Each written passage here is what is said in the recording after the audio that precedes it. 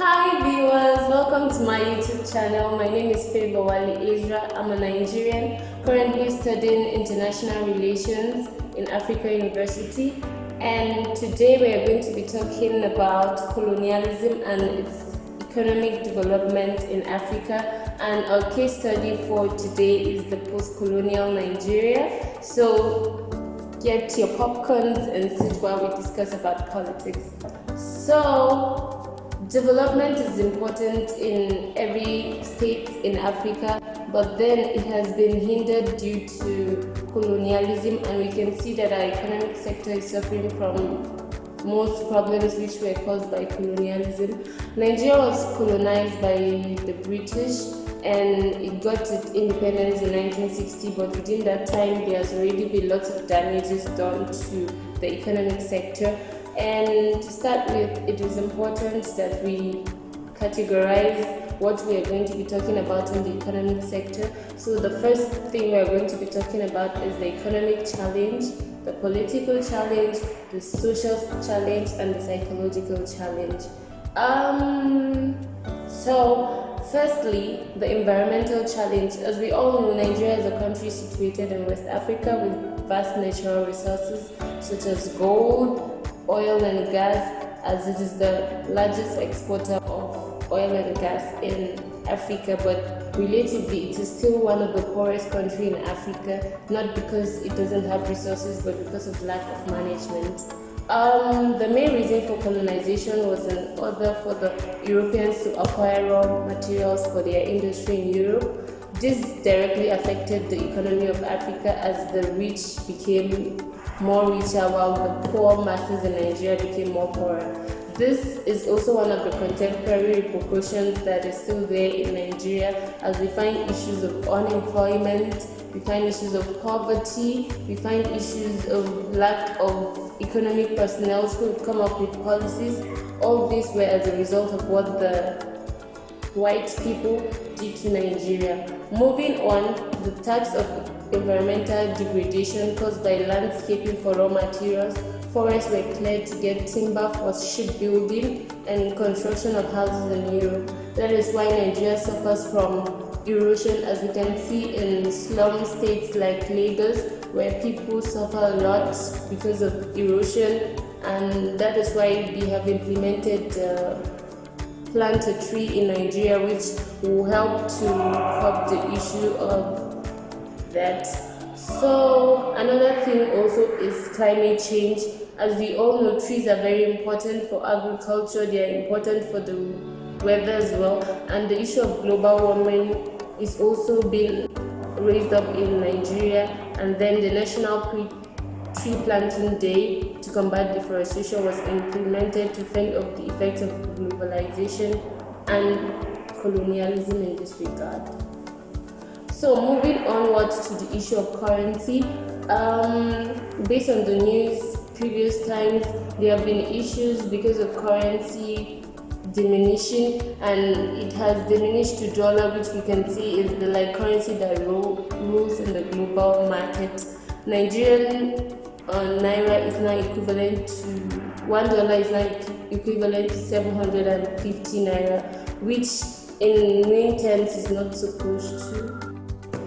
It is important to note that the economic, the political, and the social sector of a country are like three hands of a fan that work together, and if one is affected, obviously the rest of the two will be affected as well. This is seen in the case of the NSAS campaign, where some paramilitary group known as the SARS were terrorizing self-reliant individuals who could afford a high standard of living without being involved in the government. They were being arrested, some were being killed, their phones were being snatched, their cars were burned, their houses were ransacked and all that, on the basis that they are Yahoo boys. Well, in essence, they are just self-reliant individuals who have made a living due to their hard work.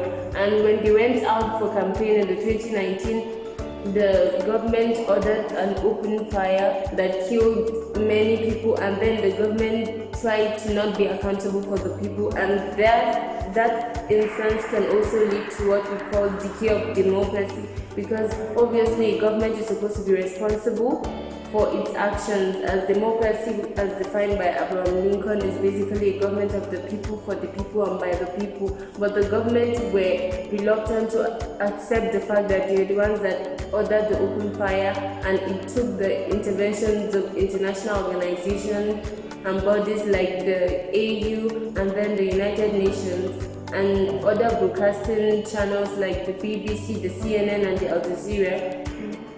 The colonial concept of division of labor has done more harm than good to Nigeria in particular, as it has been turned into monopoly of labor, while we see the public sector such as the industry, the healthcare sectors, etc. being owned, managed and financed by one person to the benefit of the person and those people who know him. And this is only but a case of patrimonialism and nepotism, as the government officials tend to employ people of their own family. Furthermore, the colonial concept of economic planning scheme, fiscal and macroeconomic policies, monetary policies, the elite theory to be specific, which is in contrast to the pluralism theory, has done more harm to Nigeria, because such policies are to the benefit of the colonial masters. Okay, moving onwards to the issue of optimum allocation of natural resources in Nigeria. The Niger Delta militants in the Niger Delta, where half of the oil and gas in Nigeria is situated, are at war with each other due to the scramble for that, and it has displaced many from their homes. There have been conflict, the death rate there has increased, and all this was brought about because of the colonialists who were just here for the natural resources, and then they had this indirect form of rule where they used the leaders in Nigeria to get those resources. And even after we have gotten our independence, the leaders still use the masses to their own advantage right now, and then they report to the Western countries, as we have seen in the case of the UN, where there's like hierarchy of rich states and then low states. Nigeria, as the largest exporter of oil and gas, is supposed to be like a very rich country, but then those people found at the place where the oil and gas is located, they are very poor. The standard of living there is very poor as well, and then there have been high cases of crime. Moving onwards to the issue of Boko Haram, which is a terrorist group that has terrorized the country for the past few decades. They believe in Islamizing Nigeria, and then literally Boko Haram stands for education is a sin, and they believe that Nigeria should belong to the Islams, and as such they kidnap people. We have seen suicide bombers, which they believe is on a religious concept. It is like dying for heaven. They believe that if they die at the cause of the war, they would make their own heaven, as it is in the Muslim tradition. So Maiduguri, which has one of the best law universities in Nigeria, is now considered nothing due to the insurgents caused by Boko Haram, and also the kidnap of the Chibok girls, which could have been ladies that will be intellectuals in the future, engineers, doctors, etc. were interrupted, because when they were kidnapped, some were meant to be wives to the Boko Haram, some were meant to be suicide bombers, and only few came back to tell the tale. It is important to also note that the Nigerian economy has diminished for the past 8 years under the regime of Muhammadu Buhari and his public analysts, his special advisors, the law implementers, etc. because most people have become unemployed, and also during the COVID-19 there were no plans by the government to aid the citizens at any level, and it took humanitarian aid from the international organizations to intervene.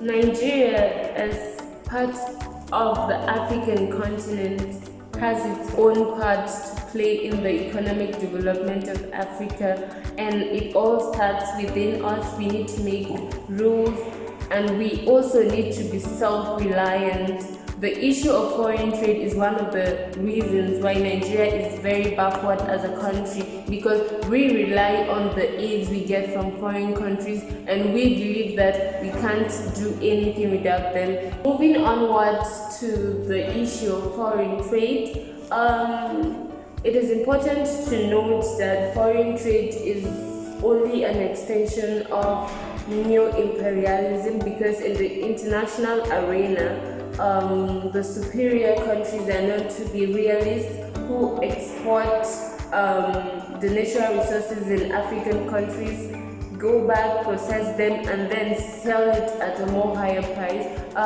Nigeria has been victim to that in the international arena, as seen in their dealings with USA.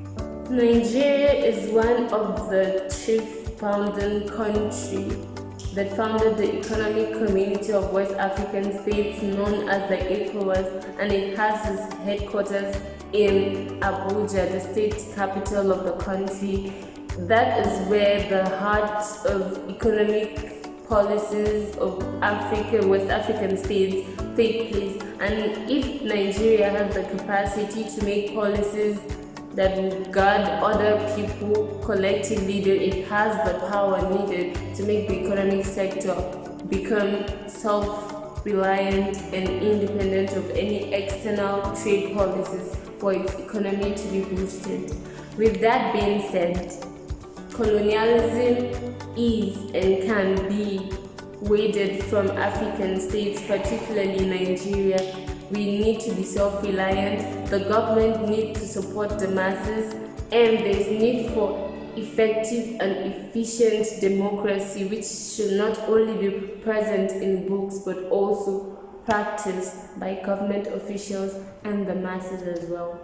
I remain Favor Wali Isra. Thank you for watching.